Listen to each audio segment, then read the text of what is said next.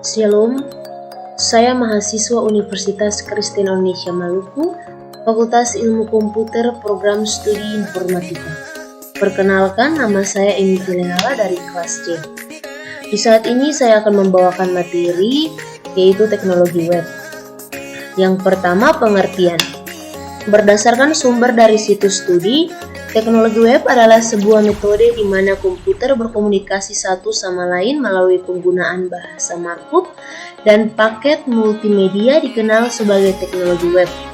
Dalam beberapa dekade terakhir, ini telah mengalami transisi yang dramatis dari beberapa halaman web yang ditandai hingga kemampuan untuk melakukan pekerjaan yang sangat spesifik pada jaringan tanpa gangguan.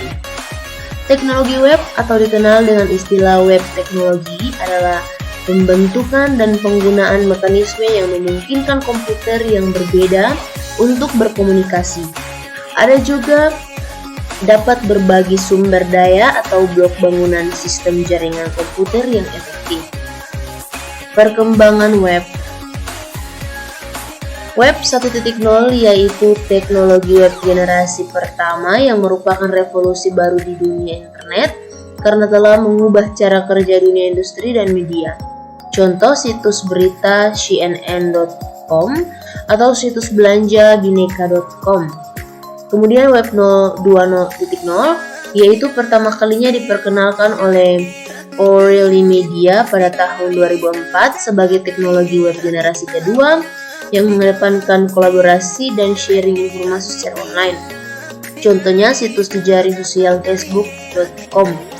Kemudian web 3.0 yaitu teknologi web lebih ke arah web cerdas atau web dengan engine kecerdasan buatan yang lebih memudahkan user dalam berinteraksi. Contoh web semantik dan cloud computing. Kemudian Internet dan eksternet. Internet adalah sebuah jaringan internet perusahaan yang dibangun menggunakan teknologi internet.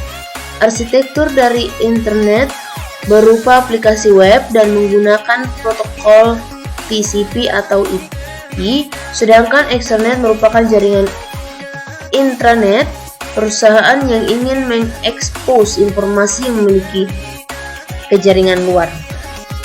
Situs web www.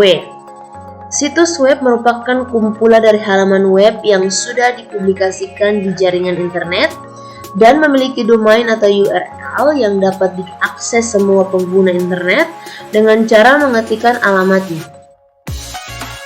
HTTP adalah protokol yang dipergunakan untuk mentransfer dokumen dalam World Wide Web. World Wide Web adalah halaman-halaman website yang dapat saling terkoneksi satu dengan yang lain yang membentuk samudra belantara informasi. Kemudian URL dan URI-URL. Uniform Resource Locator adalah rangkaian karakter menurut suatu format standar tertentu yang digunakan untuk menunjukkan alamat suatu sumber seperti dokumen dan gambar di internet. URI adalah sumber untaian karakter yang digunakan untuk mengidentifikasi nama, sumber, atau layanan di internet. URL digunakan oleh sebuah browser untuk mengidentifikasi sumber daya yang ada di internet yang dituliskan dalam satu baris teks. URL merupakan bagian dari URI-URL menunjuk ke suatu halaman web yang menggunakan scheme tanpa menggunakan code breaking. Kemudian web statis dan dinamis. Web berdasarkan teknologinya terbagi menjadi dua, yaitu web statis adalah jenis website yang mana penggunaannya tidak bisa mengubah konten dan dari web tersebut secara langsung menggunakan browser. Interaksi yang terjadi antara pengguna dan server hanyalah seputar pemrosesan link saja. Kemudian web dinamis adalah jenis website dengan interaksi yang terjadi antara pengguna dan server sangat kompleks, di mana seseorang dapat mengubah konten dari halaman tertentu dengan menggunakan browser. Request yang dikirimkan oleh pengguna dapat diproses oleh server, kemudian ditampilkan dalam isi yang berbeda-beda menurut alur program. Kemudian web client-side scripting. Client-side scripting adalah salah satu jenis bahasa pemrograman web yang diproses pengolahannya dilakukan di sisi client. Proses pengolahan dilakukan oleh web browser sebagai kliennya.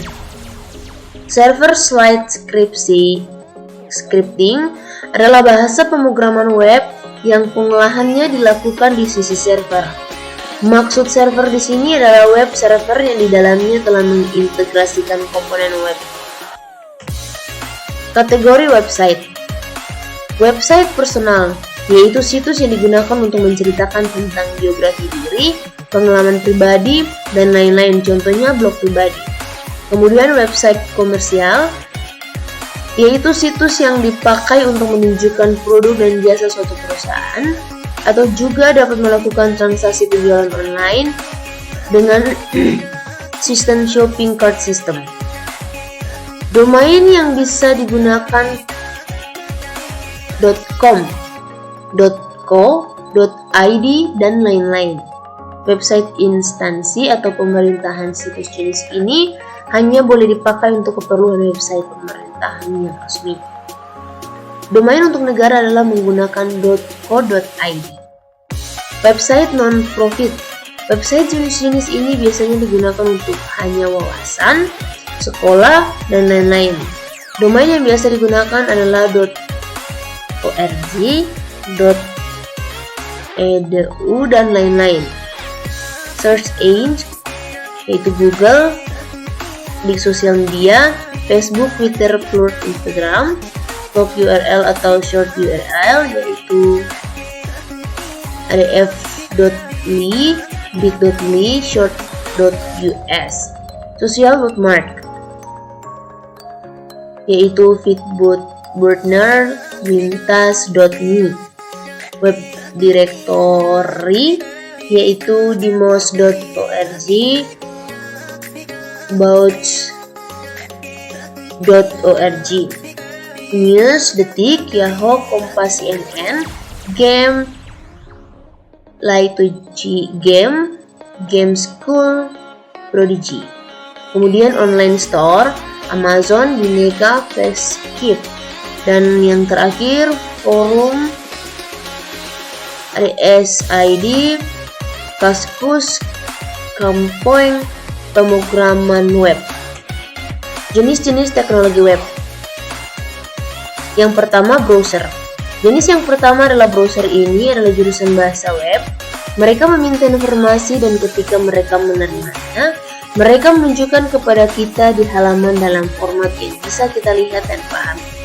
Contoh dari browsernya adalah Google Chrome, Safari, Firefox, Internet Explorer. B. HTML. HTML adalah bahasa markup. Ini menyediakan struktur situs web sehingga browser web tahu apa yang harus ditampilkan. C. CSS. CSS adalah lembar gaya cascading, desainer web CSS, dan lain-lain. D. Bahasa pemrograman. Bahasa pemrograman adalah cara untuk berkomunikasi dengan komputer dan memberitahu mereka apa yang harus dilakukan. Ada banyak bahasa pemrograman yang berbeda, sama seperti ada banyak bahasa-bahasa yang berbeda. Contoh dari bahasa pemrograman adalah JavaScript, CoffeeScript, Python, Ruby, PHP, Go, Objective-C, Swift, Java. Kemudian E. Libraries. Berikutnya adalah libraries. Ini adalah pengelompokan cuplikan kode untuk mengaktifkan sejumlah besar fungsi tanpa harus menulis semuanya sendiri. Kemudian database. Basis data atau database adalah tempat semua data Anda disimpan. Ini seperti sekelompok lemari arsip dengan folder yang diisi dengan file. Kemudian protokol. Protokol adalah instruksi standar untuk cara menyampaikan informasi bolak-balik antara komputer dan perangkat. Kemudian API. API adalah antarmuka pemrograman aplikasi. Itu dibuat oleh pengembang aplikasi untuk memungkinkan pengembangan lain menggunakan beberapa fungsi aplikasi tanpa berbagai kode. Dan kemudian data format.